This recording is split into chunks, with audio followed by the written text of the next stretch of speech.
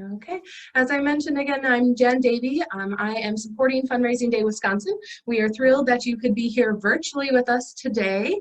As I mentioned, we really wish that we could have all been together, but we're thrilled to have Otto here giving a presentation and really sharing with us some of his knowledge. So as I mentioned, there's question and answer and chat features. Please submit your questions, your comments. We'll go through them throughout, and we'll also have time at the end for question and answers. So Fundraising Day Wisconsin is a collaboration between the AFP Greater Madison chapter and AFP Southeast Wisconsin. We're thrilled to be able to still bring you together, offer professional development opportunities, and be able to network together. So also please chat. Notice who else is here with us today. Any questions afterwards, please email me directly. Be happy to connect you with other AFP members, but we'll go ahead and get started. So today we're thrilled to welcome Otto to talk to us about relationships and fundraising. The one thing that as we thought about what we could be doing for our professional development right now was we have to keep building our relationships with our donors, with our community, with all of those who we want to be engaging, even if we have to do it 100% virtually for a little while here. Still building a phenomenal foundation. So I'm going to turn it over to Otto, and we welcome you. I know you're coming so far from the Chicago area, but you know we're thrilled to have you here today. So Otto, I'll turn it over to you. Thank you. Great. Well, I'm glad to be with you. So welcome Madison and Milwaukee and southeastern Wisconsin. Before we get started, I just want to say thank you for taking the time out to try and get better at your profession, whatever it is or whatever your capacity is. I've been involved in nonprofit work for over 40 years, have been through hyperinflation, stock market crashes. I've been through a couple wars, but I've never seen anything like this. What I do know is that your work right now is critically important. So thank you again for taking time to do this and for getting better. So let's get started. And what I'm going to do is get started with our slides. And let's do an exercise here at the beginning. And this is about fundraising. So here's everything you need to know about me. And let's say after this presentation, somebody comes up to you, maybe in a development function, and says, hey, I think this Otto might be somebody who would be interested in our organization. I heard he's giving, he's got money to give. Let's get in touch with him. So fundraising is about making connections. And this is what we do. We look at as much information as we have, and we start looking for possible entrees into that person's life to make a connection. So let's take a minute and look at this and make some notes, see if there are any things that jump out at you where maybe there would be a foot in the door and you might catch my interest in what you do. Now, as you do this, I want to just give some background. So again, keep working on this, but what I want to do is set the table for this presentation. Right now, what's happening is that more organizations are turning to fundraising as the answer to budget shortfalls, cuts in public funding, and as a competition for scarce fundraising dollars. And what's happening, it's becoming a high stakes endeavor. And what's happening is that board members are even more reluctant to participate in this. We're seeing the burnout rate and the turnover rate in fundraising professionals continue, if not getting worse. And donors are starting to grow weary. We saw this in Giving USA 2019, where giving actually dropped.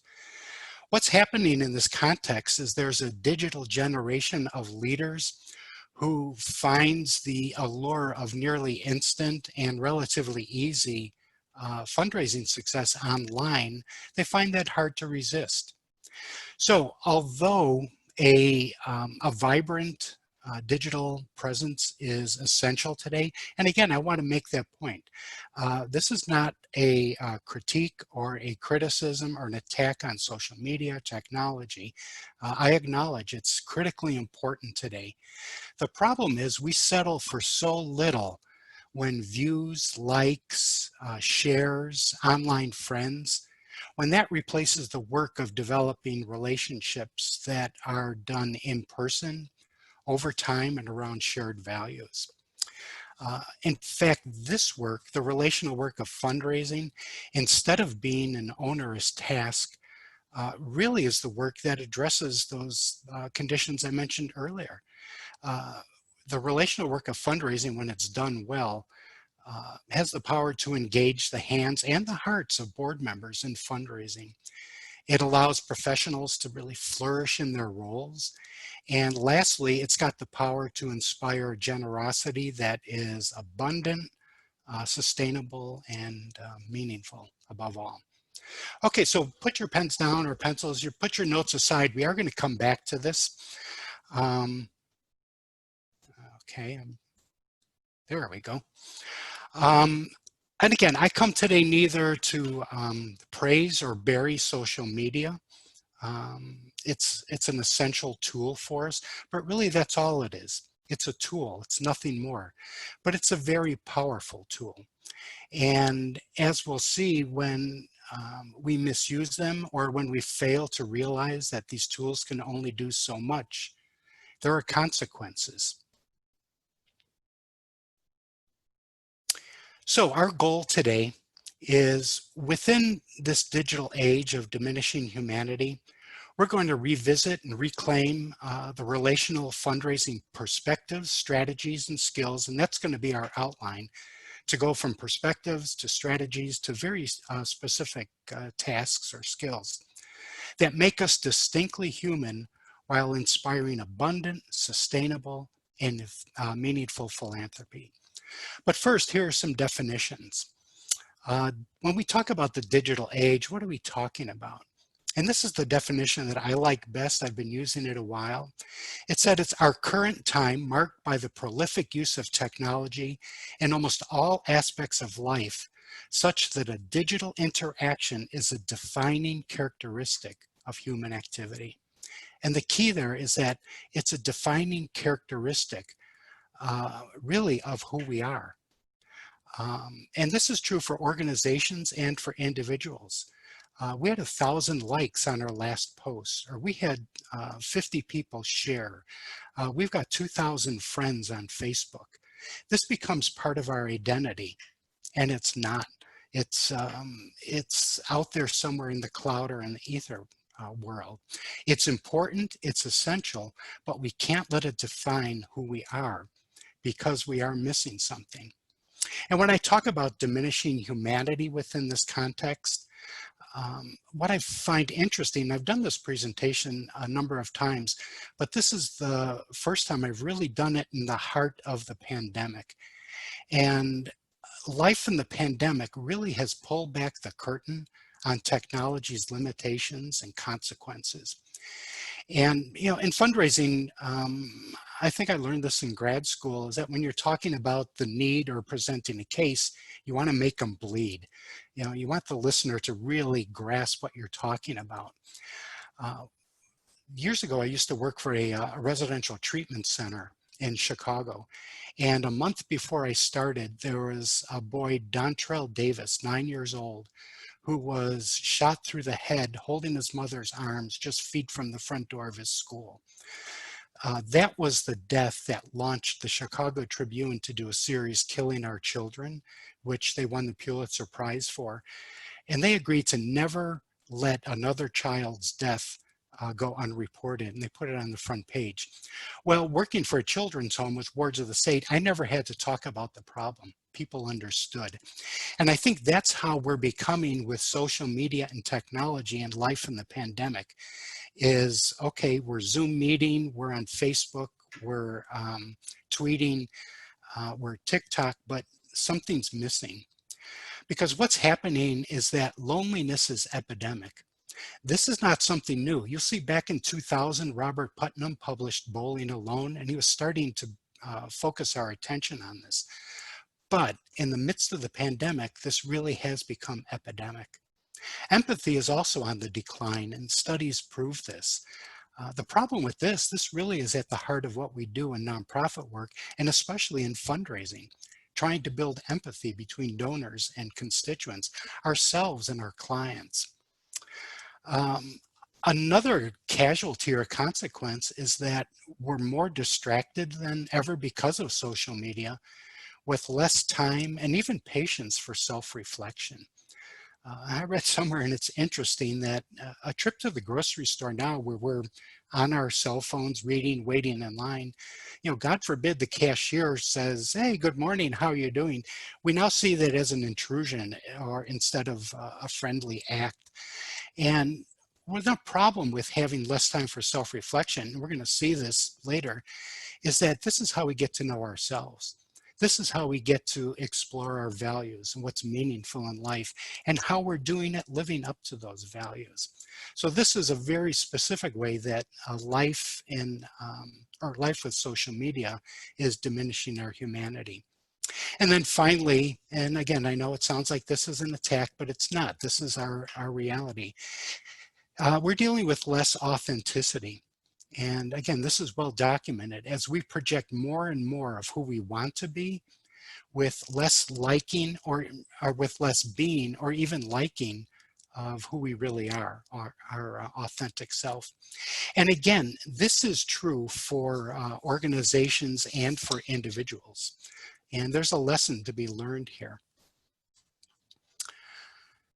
So finally, from this very highly recommended reading from Sherry Turkle, there's this quote: "What's the value of an interaction that contains no shared experience of life and contributes nothing to a shared store of human meaning, and indeed may devalue it?" So this is where we turn the corner and we'll make this positive. Today, we have a unique opportunity to reclaim this important relational work of what we do, and not just fundraising, but really all the work within the nonprofit sector really is human work. It's people connecting with people. But especially in fundraising, we have a unique opportunity to reclaim the work that has historically made our profession meaningful and uniquely rewarding. Because you see, our staff, our board members, our clients, and especially our donors, they're ready and they're waiting. So we've got their attention. So as we move to the first stage of, let's get a proper perspective. And for many of you, I hope it's a new perspective about the relational work of fundraising. Is what is it? The relational work of fundraising is a personal process for providing meaning to donors searching for significance through their philanthropy. So take a second and think, this is what this work is about that we're doing in fundraising. It's a personal process for providing meaning to donors searching for significance through their philanthropy. It's like, well, where's the fundraising part? Where's the part where we go out and ask for money and we have to meet goals? We're going to talk about that. But what I'd like to do is share an example, a short story, and we're going to get back to our opening exercise here in a second. And this starts when I was probably in my early 30s. I was interviewing for a new fundraising job. And there was a 6-hour, and believe it or not, a 6-hour interview with a psychologist to see my suitability for this job. This was broken up to 2 3-hour interviews in 2 different days. So we've wrapped up the first day, and honestly, I can't even tell you what we talked about at that point. And we're halfway through the second day, and there was a lull in the conversation. And I remember the psychologist saying, "Otto, what stories did you listen to as a child? The ones that resonated with you." It took me a second, but I came up with Puff and Toot. And now some of you might be familiar with this. It goes by the story of the little engine that could.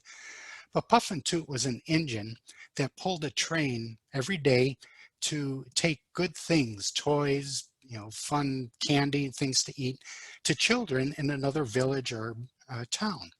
Except one night, Puff and Toot finds that a storm overnight had washed out the bridge. So it has to take another route to get to town. But on this route, there's a very steep hill that he has to pull the train over. Or I don't know, maybe Puff and Toot was I should be more gender sensitive, but anyway, the Puff and Toot has to take the train up and over. Well, sure enough, the first time Puff and Toot tries, it fails. The second time it tries, it gets halfway up. And then when it's about ready to give up, it tries one more time, and sure enough, it makes it up and over the hill. And the music swells, and I can still feel that. Well, the psychologist, and again, there was quiet, and he goes, "Otto, I know what you're about." Well, he had my attention. He goes, "You're about the underdog." Well, the darndest thing happened. This very unusual flood of emotion filled me. Tears filled my eyes, and I couldn't speak. There were no words. Something was going on inside. Um, and this is the power of values, of how somebody helped me identify and articulate something that for 30 years had been driving me, compelling me, forcing me to make decisions that I wasn't even aware of. So what I want you to do is go back to any notes you had made from that original exercise about trying to make connections with me, and look at this definition of the underdog. The underdog is a competitor thought to have little chance of winning a fight or a contest, a person who has little status in society. Does that describe anybody, or perhaps any of your clients, or anything that you're trying to do? If so, that's a powerful entree to a conversation that we can have. And at this point, that conversation is going to transcend where I went to school, what my family life is like, where I live, where I was raised, how much money I make. Another thing I learned is that when it comes to, people often wonder, what's the difference between beliefs and values? And the most succinct thing I heard is that we will fight for our beliefs, but we'll die for our values. They are that powerful. And when you can make that connection at the values-based level, boom, you've got somebody. So, how are you doing? Are you starting to think differently of your clients, of your work, of your programs? How many of you serve underdogs? How many of you are helping people who have been given little chance, maybe not the same opportunities, maybe have been deprived of what others have been deprived of? Maybe because it's bad parenting, or they were just born in the wrong part of town, or a physical condition. Again, this is the beginning of getting a new perspective, is the ability to think of what we do, who we serve, who we are in new ways. I want to share one more story, and some of you may have heard this already, but at age 22, back in 1977, I became the first professional fundraiser for the Rotary Foundation of Rotary International. The problem is I was really brought up from the public relations office to do publications, which were all fundraising publications. So I had to learn fundraising in a hurry. So I was going to conferences, reading books, except one day a very distinguished Rotarian was on a tour of our building, and somebody came and got me and said, "This Rotarian really wants to meet you." Well, I came out of my office and we talked for a while, and before he left, the only thing I remember is he put his hand on my shoulder. He looked at me very intently and he said, "Otto, always remember, the donor needs to give more than your organization needs to receive." Those are powerful words. That visiting Rotarian, I didn't know it then, was Jay Gerber from Naperville, Illinois. The same Gerber that founded the fundraising firm Gonzer Gerber, which at that point was Gonzer Gerber, Tinker, and Storr. But again, what an interesting thing to leave me, the parting words. But again, those words never left me and became my guiding light, my North Star, uh, that led me to a very meaningful career in fundraising, and really is about our presentation today. And it's why I care so deeply about seeing this work eroded in a digital age. Anyway, here are 3 things that I've learned over 40 years from Jay's advice, and I want to share with you. First of all, every gift is part of someone's story about the search for meaning. This is a quote from Viktor Frankl, a survivor of the Holocaust and a prolific writer about a man's search for meaning. Not only is the search for meaning the primary motivation in life, but it's also the primary motivation in philanthropy. Every donor is looking to make a difference. Every donor, every person needs to be part of a cause larger than themselves. They want to leave footprints in history where they'll be remembered for doing something. They want to matter. So again, the first thing I learned from Jay, and this has been proven true time and time again, is that every gift is part of someone's story about the search for meaning. The second thing I learned as I went out and always tried to answer the question, what does this donors need? What are they looking for? Is that I found that donors need help finding meaning in their philanthropy. You see, values are hard to identify. They're even harder to articulate. Again, I was in my early 30s and I had no idea of the power behind meeting the needs of the underdog had in my life. Had no ability really to articulate it. And this is how, values are. So we go through life really at the mercy of these values that are causing us to make judgments, to make decisions, to react in certain ways without really identifying or articulating them. And there's a reason for that. And I give credit to Simon Sinek, Start With Why, for this. Is that philanthropy, you have to understand, is really a right brain activity. It's an emotional action. Almost everything we do in money, whether it's philanthropy or saving or retirement, is a left brain activity. How much do I need to retire? How much will this cost? What's the rate of return? Can I get this cheaper? So when we're over on the right brain and we're the thought of giving money away,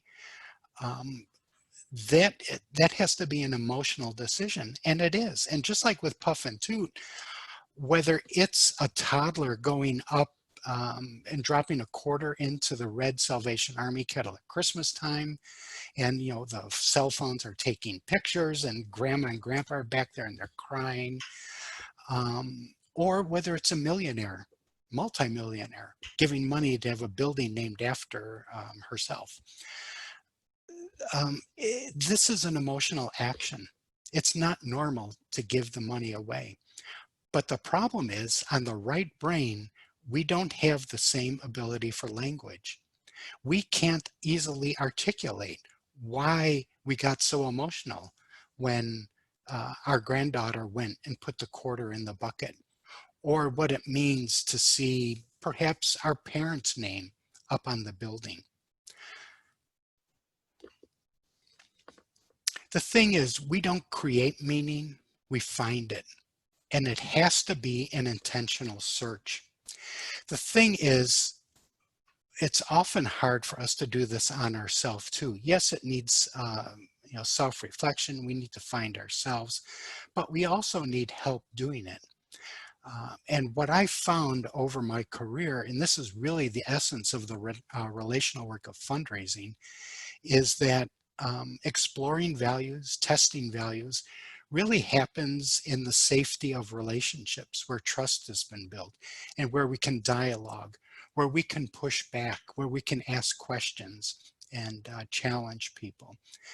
Um, so again, the first step is donors are, they're looking for meaning in their philanthropy. Second of all, they need help finding that meaning.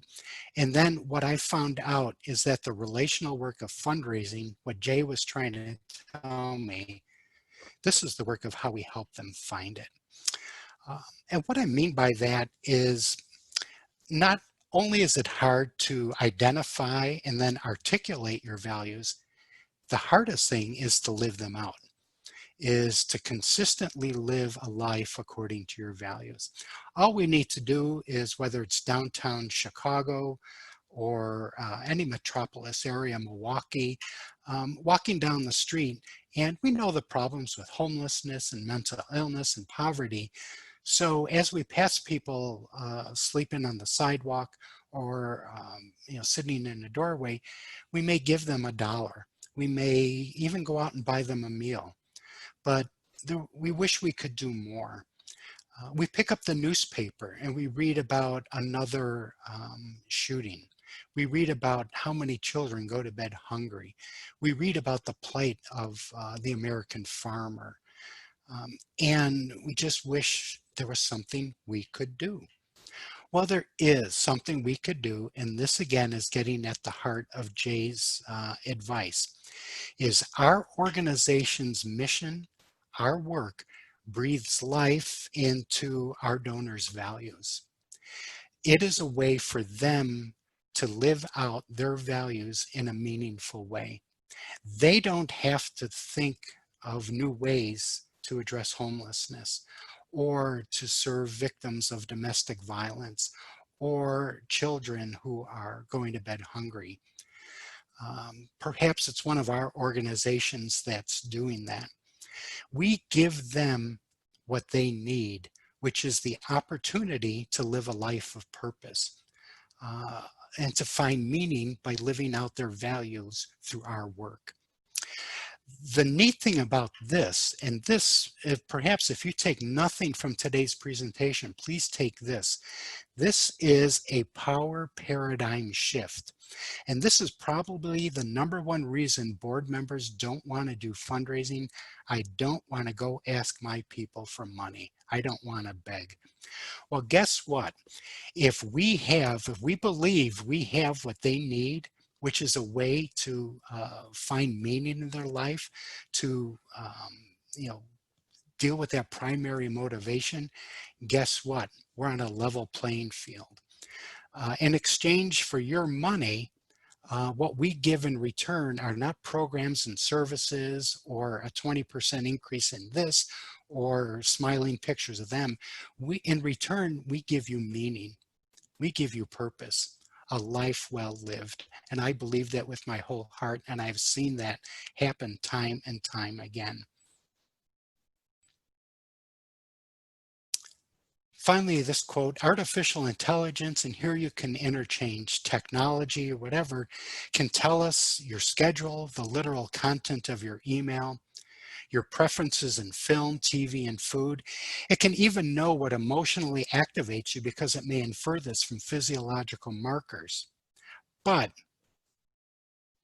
it won't understand what any of these things mean to you. You see, meaning is a values-based proposition, and it's only explored and discovered in the safety of authentic human relationship, and ones that are built on trust that is developed in person over time and around shared values. It's hard, and I would say impossible, to do this via social media or online. It's really difficult. It's not that hard in person. So as we wrap up perspective, I want to leave you with this. Those of us who are old enough remember one of the most famous inaugural addresses when John F. Kennedy said, ask not what your country can do for you, ask what you can do for your country. And here's a new way to think about the relational work of fundraising.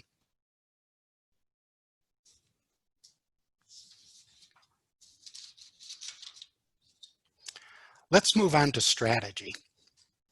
Now, here's a caveat as we start addressing strategy, and I hope I don't lose any of you saying, we came here to talk about fundraising.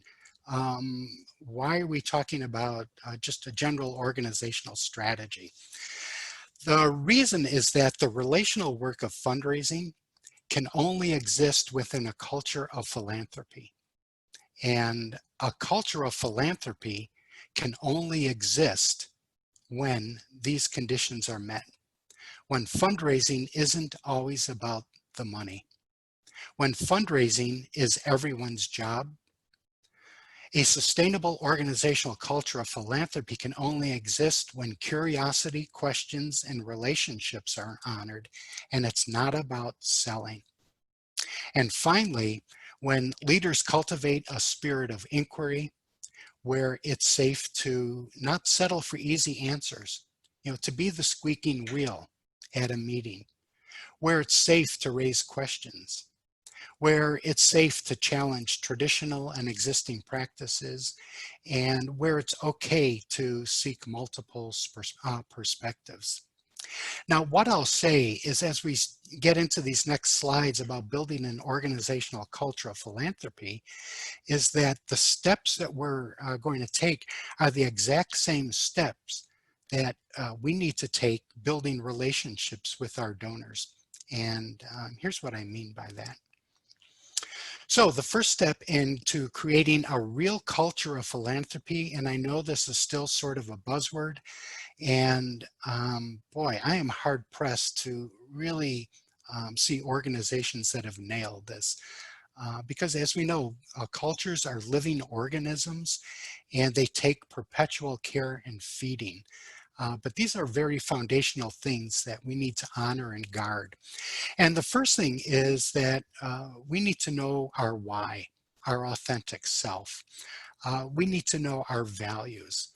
What compels us? What guides us? Who are we really?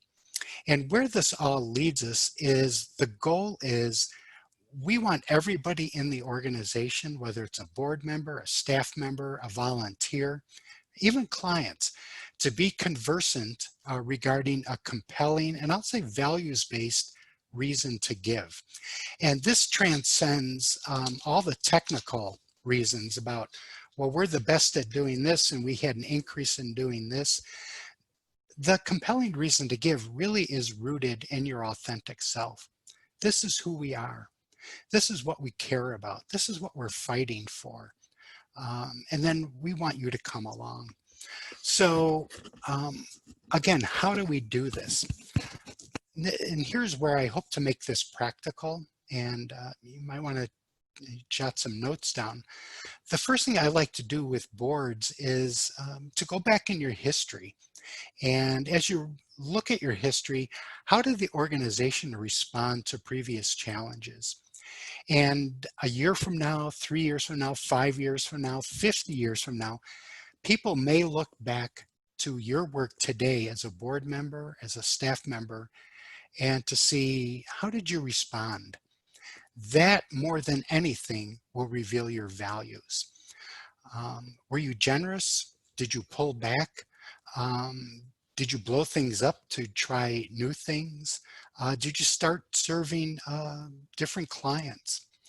One of the things that always frustrates me in a consulting role is when I see boards or committees or teams of people who want to identify their values and they all sit around a boardroom, they all look at each other and they start articulating what they think are their values. Well, usually you come up with all the cliches, integrity, honesty, transparency, innovation, and maybe those are right. But by going back and looking at real times, real challenges, real moments of challenge, that makes your values real. The other thing that I like to do and challenge people, whether it's a board sitting around a table or having gone through that exercise, is turn those values into verbs. Okay, you say you're innovative. Well, what does that mean? Tell me a time that you were innovative or that you had integrity. Integrity means, and again, I'm borrowing this from Simon Sinek. Integrity means we always do the right thing. Well, give me examples of that. Um, so again, look back in your history, the values you come up with, turn them into verbs. And then the other thing is, spend time working with your board members, exploring with them, helping them practice, giving them time to share a story. I remember once, and I worked with a board at an organization, very staid board. It was hard to get them to talk during board meetings.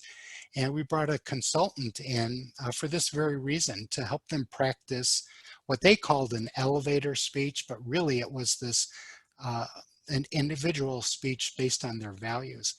And we had allotted 20 minutes for it.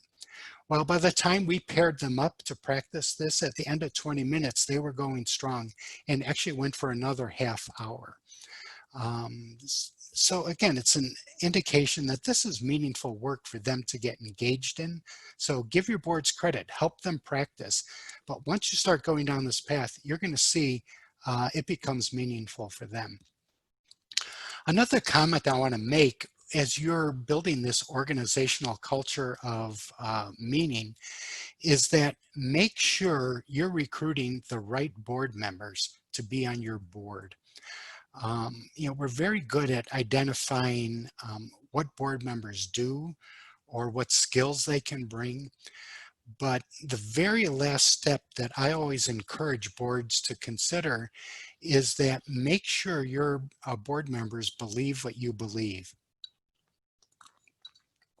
Make sure they share the same values with you, because nothing will derail a relationship with a board member and the board if they come onto a board and they've been pumped and primed by you, only to find out that that's really not the reality of this board or this organization.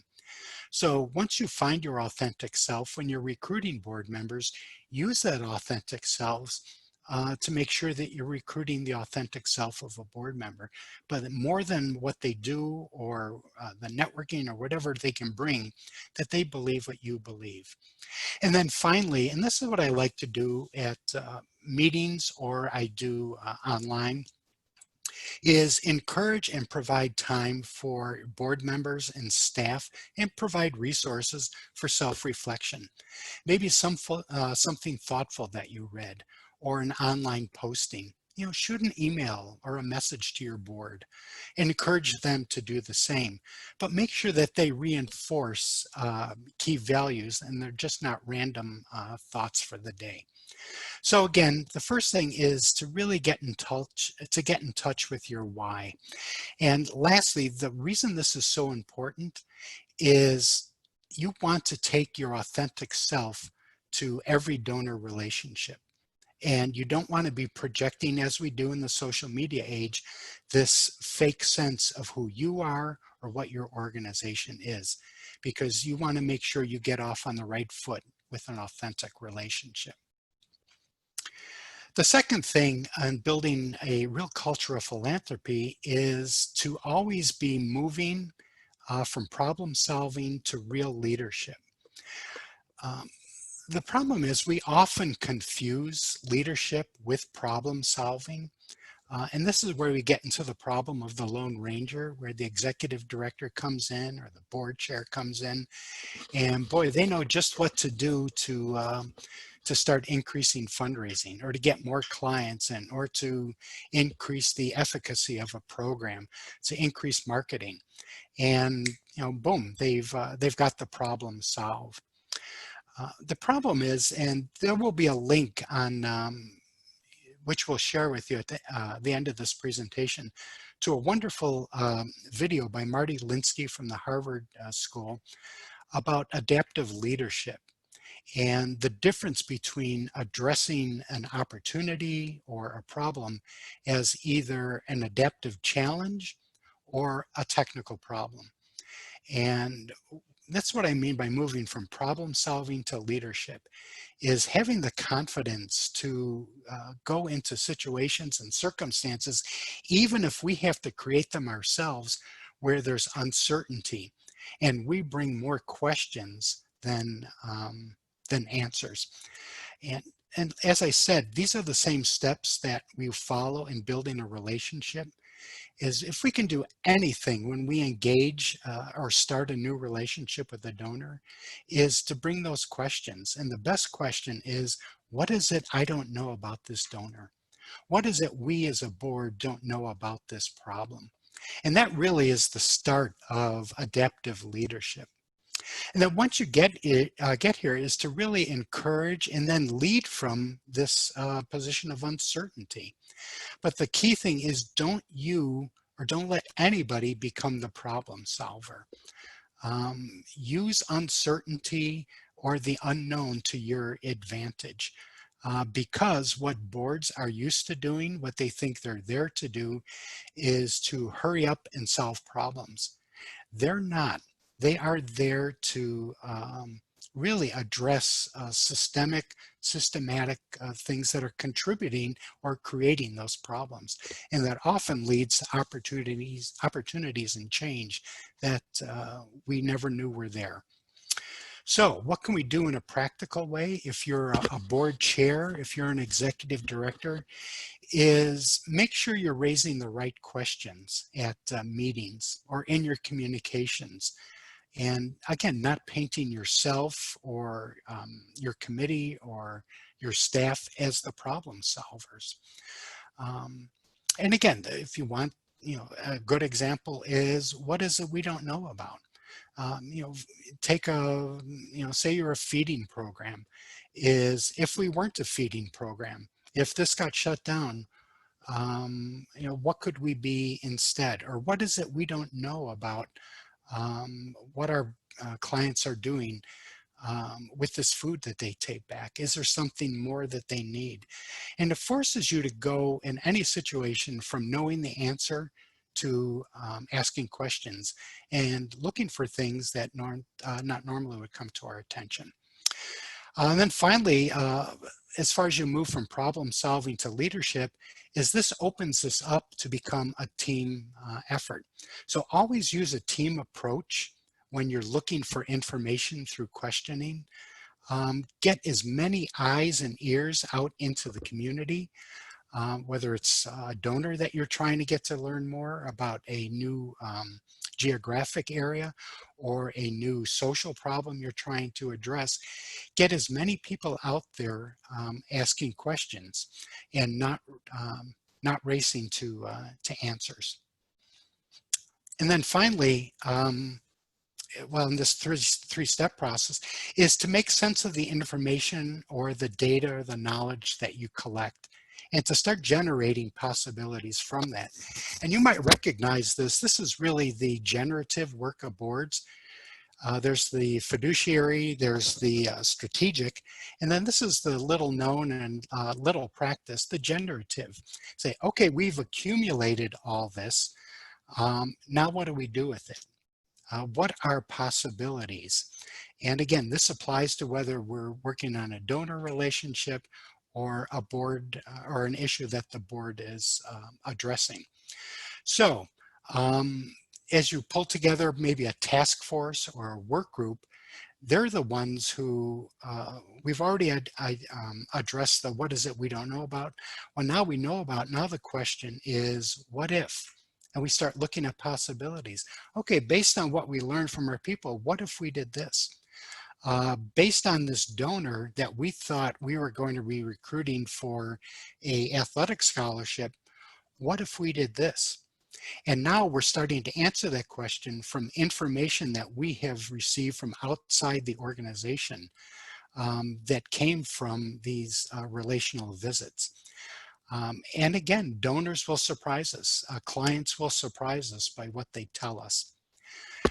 In my last position at Episcopal Charities, we know we were working with Lake County United in Northern Illinois.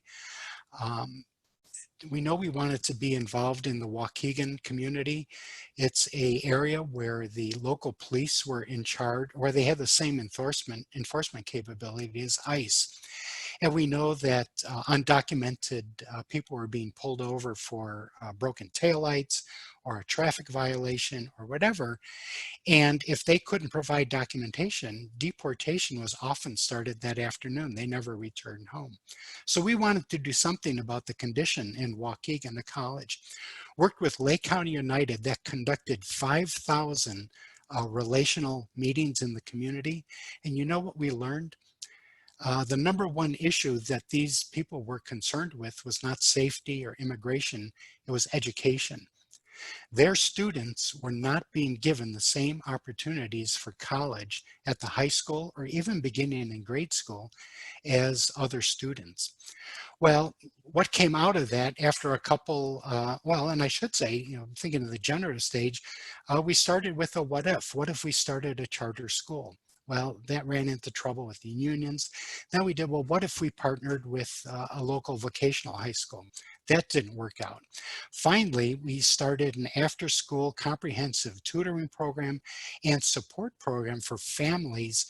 And today, this program is called Waukegan College, and they have graduated, I believe it's as many as 4 dozen students from colleges across the country, including Ivy League, technical schools, community colleges, and state schools. But it all started with, what is it we don't know about what's happening in Waukegan? We thought we knew. But again, pulling together people to generate the what if. And sometimes the first couple tries don't work, but we keep trying and sampling until finally it takes. So again, make this a team effort. What I like are something called tissue paper committees. Pull together a group of maybe people from the community, people who are experts on this, but it's a one-time meeting or a short-term meeting. And then we dispose of them when they're gone. So don't be afraid to do things differently and to innovate, especially here, life in the pandemic. So finally, what I want to say is, let values be your guide as you're going through these processes. Values are often the guardrails. They're the signposts along the way that say, as you're saying, what if, or what could we become? They're the ones who keep you still true to your mission, because there is a danger of mission drift at this point. But this is why we start with know your why, your authentic self, because these values are going to be what call you back. Finally, and here's the $64,000 question. Okay, engage everyone now in relational work, which is, this is when we're going to know that cultural philanthropy really exists. And the thing is, don't think that meaning and purpose really apply for everyone or only for donors. They really are for everyone, including your board members. The number one reason board members are dissatisfied, you can go on Board Source and others and see this, is they're not given meaningful work. Well, when board members are used to this as an organizational culture of not always having the answers, dealing with uncertainty, and realizing the possibilities that can come out of what they think is chaos, then all of a sudden they become more comfortable with the relational work of fundraising. And they don't always want the development director coming to their board meetings with answers, with success stories. Just saying, what, we're working on this, we're developing this. And right away, board members, all of a sudden, remember what we talked about at the beginning, this high stakes endeavor of fundraising becomes a lot more meaningful, a lot more low key. And what happens is that when board members realize this is an opportunity for them to tell their story, to discover their story, and then the joy of helping others discover their story, that's really the relational work of fundraising. And then all of a sudden we can make connections. I often see, and this is so true, that it's the board member whose work in the relational work of fundraising really shines the brightest. uh, once they really understand this. So how do we do this? And it starts with the relational meeting. And this is a concept that is borrowed from the Industrial Areas Foundation and community organizing. And it really is it's the foundational essential skill of the relational work of fundraising. So what's brought us to this point as we look at this is that, okay, now board members and others are ready for meaningful engagement because they know fundraising is not only about the money, it's a different pursuit. Um, they have turned individually personal and organizational values into a compelling reason to give. And they're acting out of curiosity. They see potential instead of danger in what they don't know. And they're used to working as a team to attack organizational issues. So now they're ready to dive into this. And again, this is the tool they use. So what is the relational meeting? Well, believe it or not, they're hard to define. And again, I'm going to give you a good resource at the end of this. It's an article by Mike Geekin on the relational worker. But really, it's a conversation, it's dialogue. But first and foremost, it's goal oriented. This is not a conversation without a point.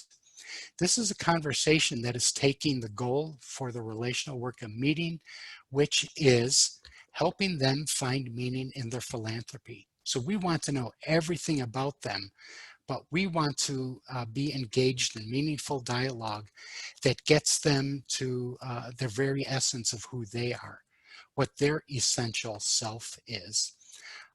And that is really a skill. So again, this is not a rambling conversation, but it's an other focused conversation. This is not a time when I do the dog and pony show about my organization, about how good we are, we're better than the others, these are our success rates. I want to know about you. And there are ways we can do this. I bring an open agenda to the meeting, ready to be surprised. And again, I say this because so much of fundraising today, we use data, we use technology, we use past giving to think we know what the answer is for a donor. And I can't tell you how many times a scholarship donor for athletics will turn out to be something completely different.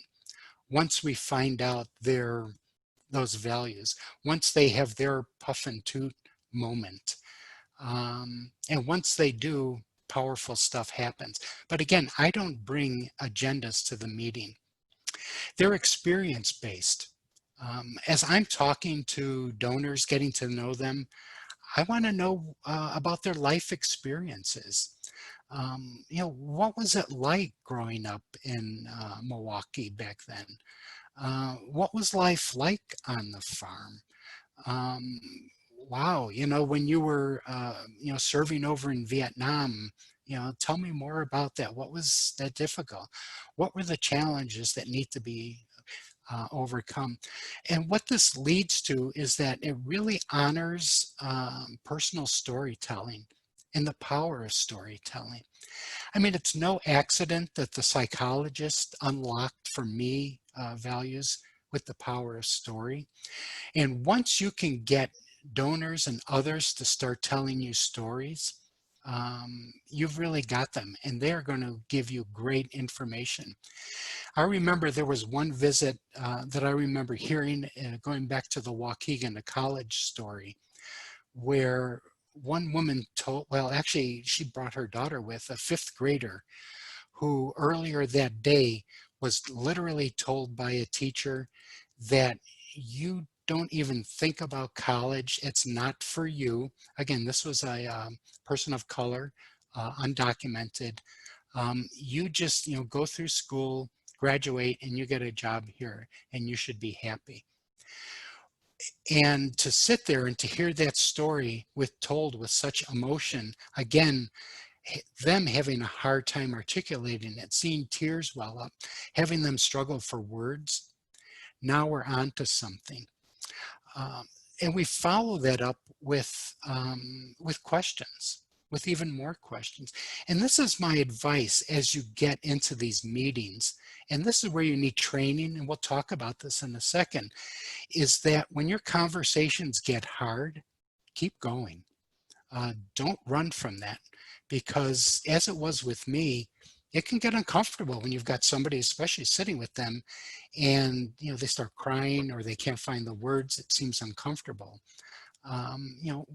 We're getting there. Then it's getting close. But again, what I'll say about these relational meetings is that they are far more art than science. It really is a learned skill. So we are going to talk about practicing. And in fact, we're going to take a little practice session ourselves as we leave this section. So again, don't be afraid and learn how to ask questions.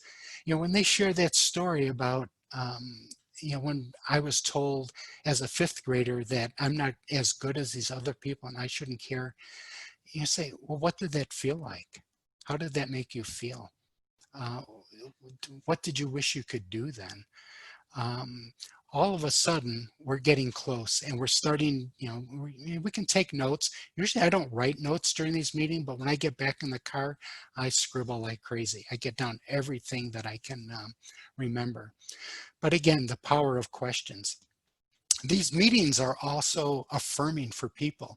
They're making themselves vulnerable. A donor who is even 67 years, 70 years old, never had a conversation like this.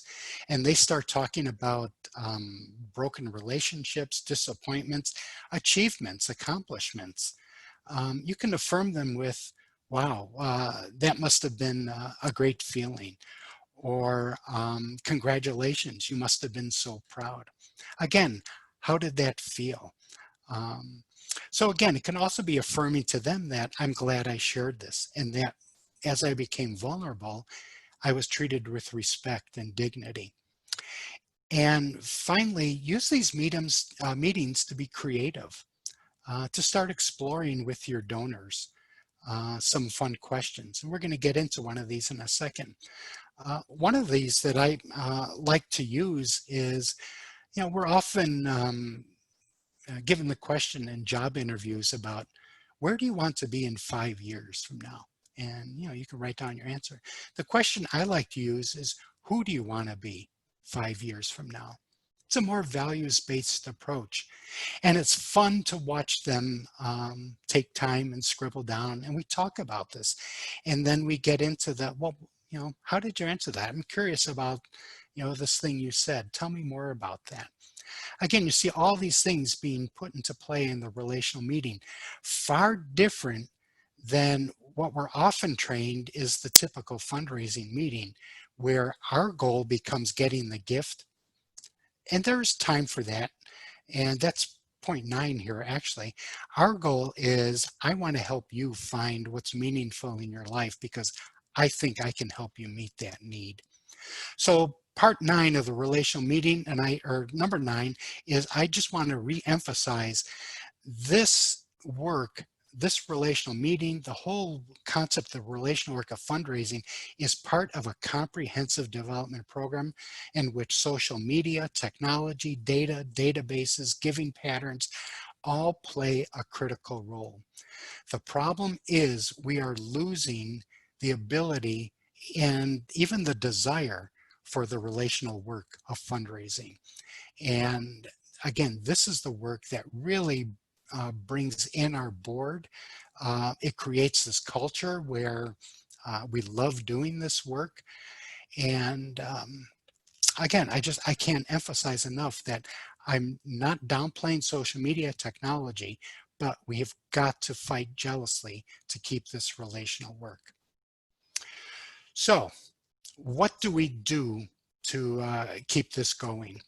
First of all, if you're a leader, if you're a board member, committee member, board chair, executive staff member, guard your culture. Fight to keep it true to your values, because again, you will be pulled every which way. There are always 2 cultures behind every organization. There's the official culture, which is what we see behind the receptionist desk or in the annual report. And then there's the enacted culture, enacted. And the best description of that is, this is the way we get things done around here. Well, you want to make sure that your enacted culture and your official culture are one and the same. Again, this goes back to authenticity.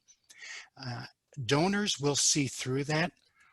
Potential employees, board members will see through that once they come in, if there's a divide, if you're leading a divided life. So your job as executive director, as board chair, is to guard the culture. Remember, we took time to find out, who are we? Who are the values that sustain us, that compel us, that turn our work into a calling instead of just a job? And then honor your culture and your values. Live them out. Turn them into verbs. Use them as the guardrails. So as we talk about the relational work that operates within this culture, practice it. Do this at board meetings. Do this at staff meetings. This is awesome work to do at retreats, where we start talking about how we're building this organizational culture, where we do our day-to-day governance work, but it also allows us, and it allows our fundraising people to do fundraising the right way and engages board members in the right way. So you practice it, and you can use consultants for this.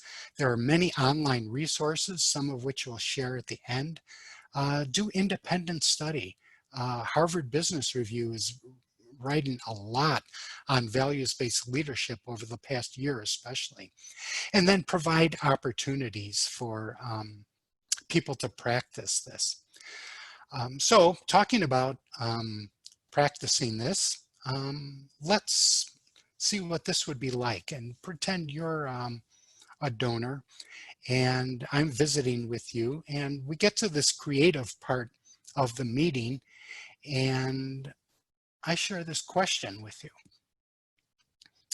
If there was one thing you could change about the world, it would be, and I would let you take a second. I'm going to take a sip of iced tea here to think about that.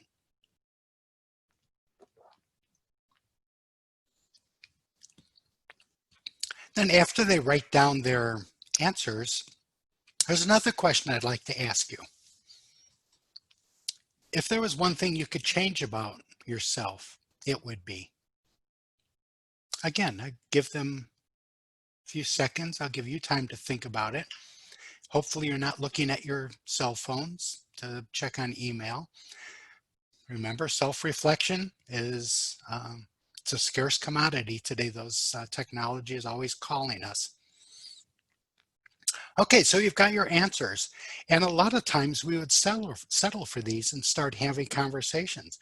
Oh, I see you wish you were more outgoing, or you wish the world was a kinder place. If there was one thing you could change about yourself, it would be, I wish I could lose weight. And here's the essence of a good relational meeting and questions. Why? So you wish you were a kinder person. Why? Why did you put that down? Oftentimes they're going to go to their left brain. Well, because I know it's important, and we need more kindness in the world. Well, why? I mean, can you think of an example? And now what you want to do is shift them over to the right brain. And this is where the storytelling and the emotion comes.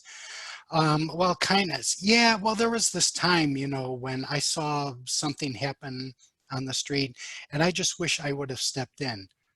Oh, okay, I understand. Yeah, that must have been hard. How did that feel?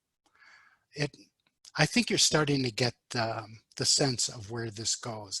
And I hope you can experience in a little way the power of the relational work that happens. And it's relational work that just is not possible through technology, social media, artificial intelligence, at least not yet. I don't know what our brave new world is going to look like, but there still is power when two people sit across each other. It's not about the money, it's about you. And I think I can help you, but you know, let's talk. But once we can get them at this point, and we have mastered the skill of getting to talk about things that are important, magic happens. You see, these are hard questions, and we're not used to asking them. Again, talk about problem solving. When we're engaged in a really meaningful relational meeting and somebody starts to stumble for words or whatever, we want to jump in and provide the answer. The words, oh, that must have felt bad. Or, oh, you're probably feeling anger. Let them go. Let there be quiet. Let them move into that quiet. So again, these can be hard conversations to have, and the answers are harder still. So imagine as you struggled, even with these questions, if there was one thing you could change about, imagine if there was somebody who could come and help you answer those in a meaningful way, in a way that would cause your right brain to start firing on all cylinders and would leave you with a sense of satisfaction. That's the relational work of fundraising, and that's what we do. Now, I want to make a point here as we start drawing to a close is so we're having these relational meetings, and all of a sudden a left brain question pops up about, well, Otto, I really, I understand where we're going, and that may not be the right thing to do, but I really want to do this scholarship for the business school. Or believe it or not, and I've had this happen too, is, instead of a 7% rate of return, I think I'd be more comfortable on this unit trust with or a remainder unit trust with a 9%. What do you think about that?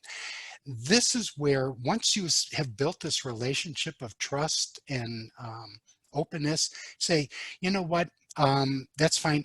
I'm not really prepared to talk about that yet, but let me introduce you to somebody, and I'll come with, if you want, from the business school or from our development office, and we can answer those questions for you. But, for now, I really enjoyed our conversation. Thank you for sharing. Um, so, um, we don't need to be everything for these people. There is a time when we can bring people into the conversation, professionals, or to answer. What I want to say too is what's happening with social media is that more and more we're seeing this delegated to experts, and that's probably as it should be. But what concerns me is that this is more work that's being taken out of the boardroom or even from some staff members and being delegated to professionals. And this is what has happened to planned giving, where we think when we want to do planned giving, we have to hire an expert and we need to lead the experts really go. Um, I can tell you, and I've done this for a long time, that 90% of the conversations we have about planned giving, and especially the closing conversations, are not technical. They're relational. They have to do with regrets, with making up for lost time, for fulfilling somebody's hopes and dreams. And there is a time in those conversations where they raise issues, say, you know what, I'm not prepared to talk about our pooled income fund, but let me get that information to you. In fact, I'd like to introduce you to somebody from and then we set up that meeting. Board members are ideally suited to do planned giving work because, again, most of it is building these trust relationships that these gifts come out of and which they're really built on. So let me just leave you with that, and then we'll head to our closing. And I want this to be an encouragement for you.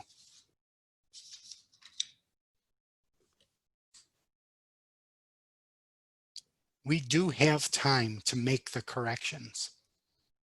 And especially in our profession and what we've done historically is to remember who we are, to remember our calling, to remember what separates us, to remember that it's about meaning, it's about purpose, and not so much about the work and the money, but that we're creatures of history, of deep psychology, of complex relationships, and of conversations artless, risky, and face to face. What we have found out is that when people find purpose and meaning in their work, and especially when donors find meaning in their philanthropy, their generosity becomes a calling. And as they respond, they will exceed all your expectations. I guarantee it. Well, thank you for having me. This has been a privilege. As Jen said, we're a little bit early, but usually it's like church. Nobody complains when you get out early. But we're here, and I'm going to stop sharing my screen. And hopefully we can take some questions. Yeah, I'll jump in here, Otto, and kind of got some queued up here. But Good. I think, one of the biggest questions, and it's coming through on the chat, and it's come through in a lot of conversations, Good. is, you know, in this space, how do we, especially in this time, really utilize this framework when we can't sit across from them and have that authentic kind of space that can really naturally occur. So if we did do this on Zoom, if that was our solution, how do you see this playing out when over coffee we could take a sip of coffee? Over Zoom, we might break and go, did you hear my question? Yep. Am I breaking up? But how can you reframe this for us a little bit on when we can't do this, probably over the next couple of months? Great. Well, thank you so much for the question. I anticipated it. A lot of what I shared, and again, this presentation was tailored for the pandemic, is a lot of this work can start or needs to take place before the first board member goes out and has a relational meeting, or before we really go out as a team and have these meetings. And this is why I talked about creating this culture, which is really cultivating the soil. It's like painting a room. The first thing we do when we paint a room is we don't go to the hardware store and pick out the paint. We start thinking, well, what do we want the room to be? And then once we get that, okay, we, fix the cracks, spackle, prime. And that's how this is. And that's really where our focus can be during the pandemic, is what steps can we take to start creating an organizational culture where when this is all over, when we're released, when there's a vaccine or whatever, we charge out of the gate doing this work the right way. So that's the first response to that, and I hope that's satisfactory.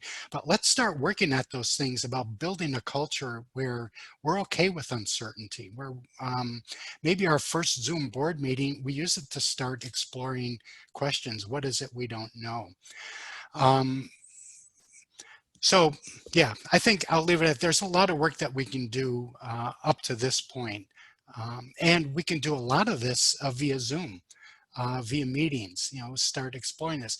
Oh, I know the second thing I was going to say is even in the communications that we're having, whether it's a board meeting or a phone call with our donors, make it more other focused. And again, especially where internal calls or conversations with boards, don't be the problem solver. Because again, even in the chaos of this pandemic, people are looking for answers. And just say, we don't have the answers, but this is how we're going to start pursuing them. We're going to start pursuing them with questions. And looking at this presentation, we do have a strategy for doing this, but it's not a quick 1, 2, 3 fix. Great. Thank you. I'm going to pose this one as kind of a follow-up that just came through, but, really kind of talking about, and now some people may have those relationships or may feel like they're at that space of having a pretty good culture, but, any suggestions, creative ways, and also feel free to answer this, attendees in the chat. But, what are some creative ways to keep people engaged that you've seen or that you've heard of when so many organizations are trying to stay afloat and right, the ask feels so much more important or top of mind right now, as people are shifting through this pandemic. So any ways to kind of keep those folks engaged? I'm Donor. sure. And again, this is where, it's easy to run to easy solutions, but especially at times like this, anything personal stands out. Handwritten notes, stand out, especially if they're, any communication should have a shared sense of vulnerability. Is, I was thinking of you, writing to a donor and how hard this must be. And, we're experiencing the same thing here. How encouraging it is to know that we've got friends like you who understand and who are with us. So it's partly the tone of our conversation that, that does this. And as far as asks, I've always felt that the best asks are those that try and make that connection to something that the donor is experiencing.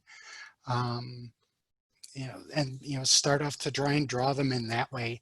But yeah, I mean, these are tough. But yeah, anything that would make us more personal, more relatable. And like I said, right now I use handwritten notes. Now there is one point, and I'm glad this came up, that I realize I missed, and it's an important one, is the relational work of fundraising is really for your best donors, right? No, it is for everybody. And this is what I mean by that. Talking about planned giving, your best planned giving prospects, and this is held true for decades, recency and frequency.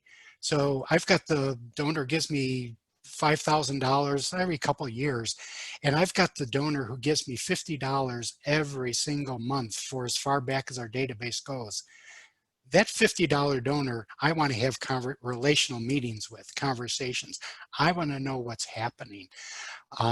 So again, he or she is the one that gets my handwritten note just as much as my $5 million endowment donor. So again, do not think that this is exclusive work for your top donors. Still watch those traditional markers, giving patterns, but people that I need to know. Great. One of the comments in the chat was somebody said, "I've never had more time for long phone calls," and I think that we as development professionals sometimes struggle with that, but that we feel like we're inundated with Zoom meetings, just as we always are in our day-to-day, that we're having meetings with other staff and all that, but potentially this is that time to say, I'm going to set aside the time. Or maybe you're not having those meetings like this person, and they've got time for those long Right. phone calls. So there's no rush. There's a little bit more ease. And I've got great advice on long phone calls that I got from one of the agencies I work with. Is a great question to ask during that phone call is there anything I can do for you? And this is an organization that serves an elderly population, and they are doing things today that they never dreamed of 6 months ago for people, meeting unmet needs that just popped up starting 3 months ago. So again, that really conveys a sense of genuine concern and a shared vulnerability. Is there anything I can do? Great. Thank you.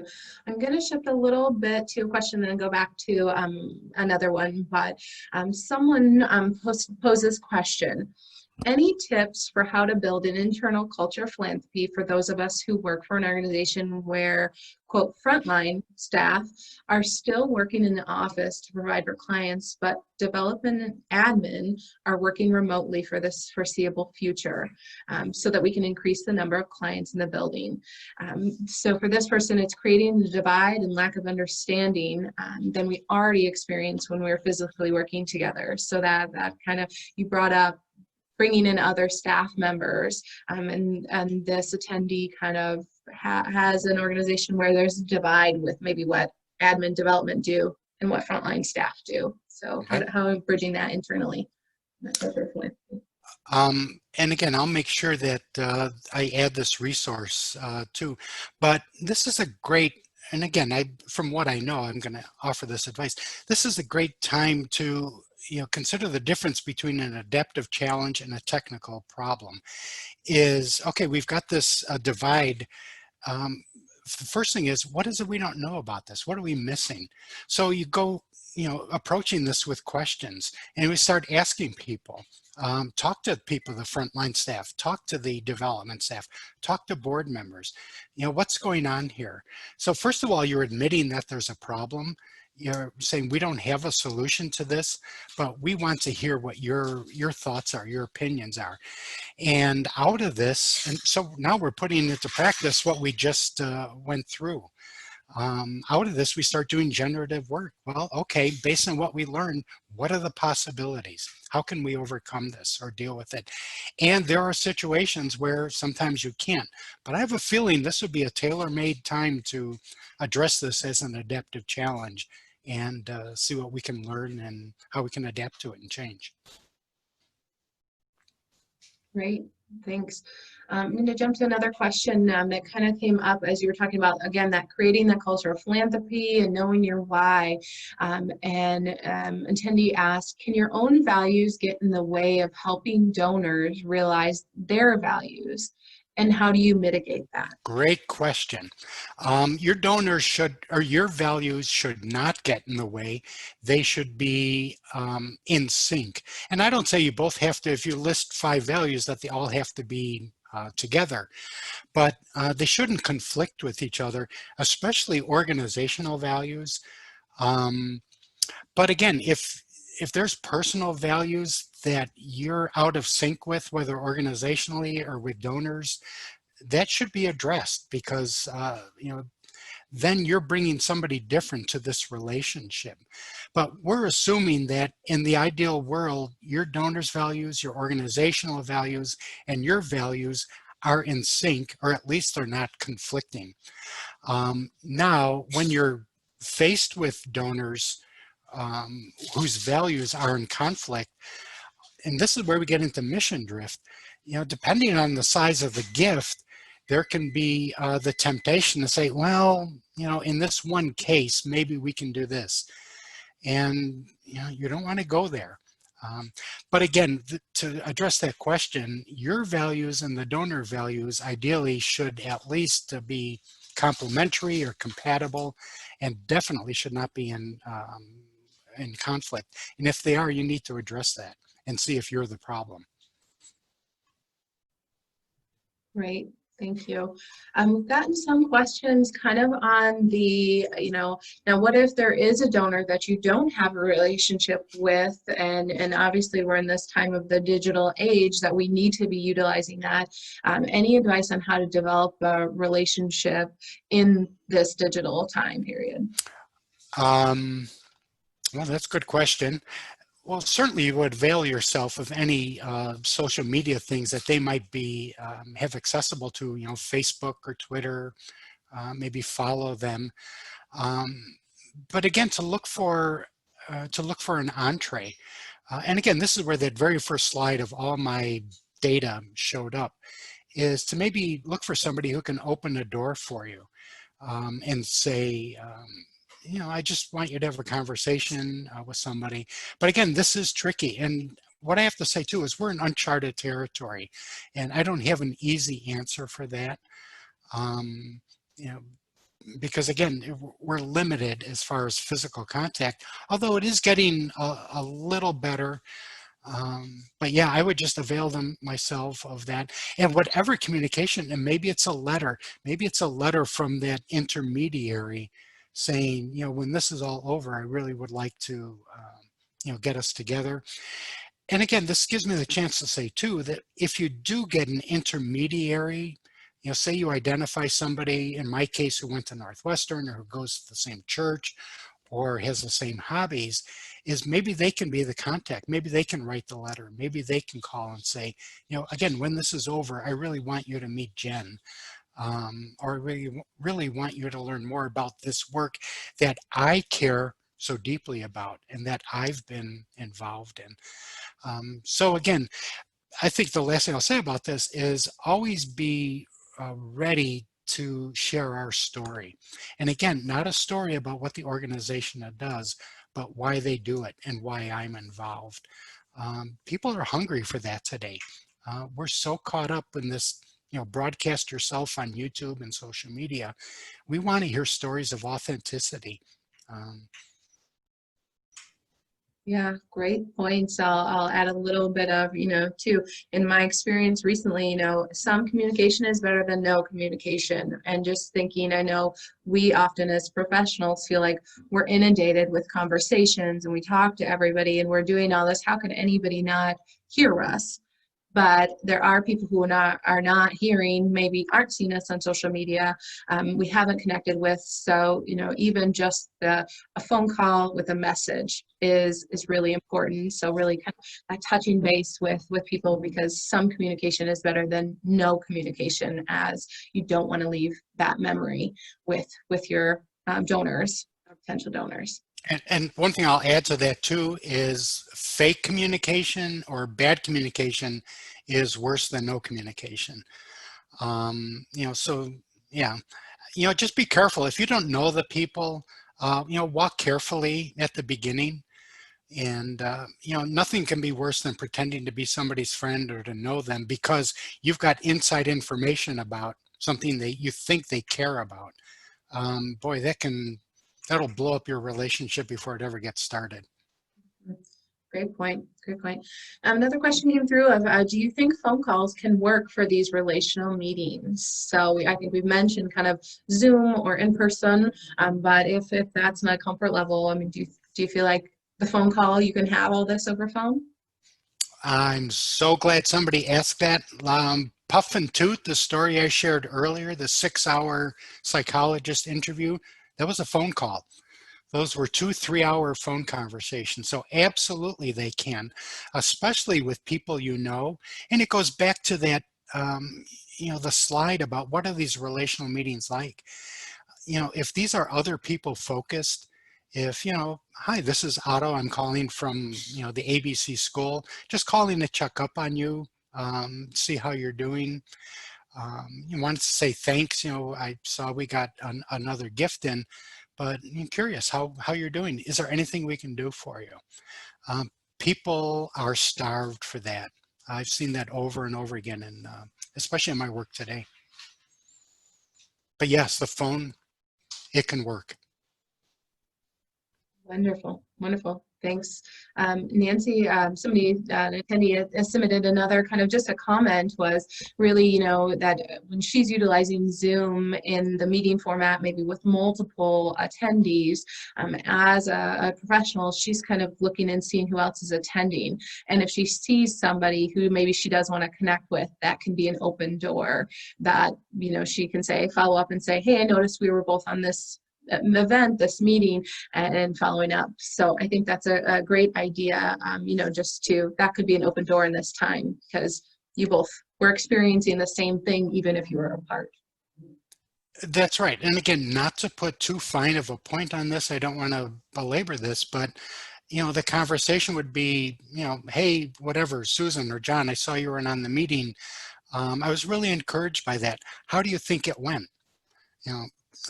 Would you have done anything differently? And then see where that conversation goes. So yes, other focused, always important. All right, I just did a kind of quick look, and I don't see any other questions that we missed. If we did, please submit it again. We'll just kind of stick around for a few more minutes, but please, jump in here. Any kind of additional before we fully wrap up, as we give them a few minutes to submit more questions? Otto, just kind of any other last piece of advice as we continue to shift our world in this space and time, but also refocus our development efforts? No, it's just what I've left you before. But again, if I can leave you with anything, and I said this during the presentation, remember what changes the whole power dynamic here is that we need what our donors, what our volunteers are looking for. And it's something that goes to the very essence of who they are, how they want to live their lives and define success. This is not some superficial thing. This is serious business.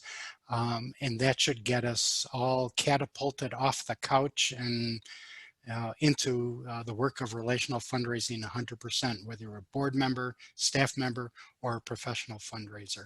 This really is, after all, a ministry to people who are searching. So, and again, thank you for everything that each of you does. And what you're doing means so much to so many people, especially at this time. So all the best to you, and thank you for being here. Wonderful. One more question came in. I'm just going to test you one more time. Good. Has the pandemic changed your time dedication between research, cultivation, stewardship, and asks? And I think to anybody in the chat, feel free to share. But again, do you feel like in this space there's been a shift in that research, cultivation, stewardship, ask dynamic?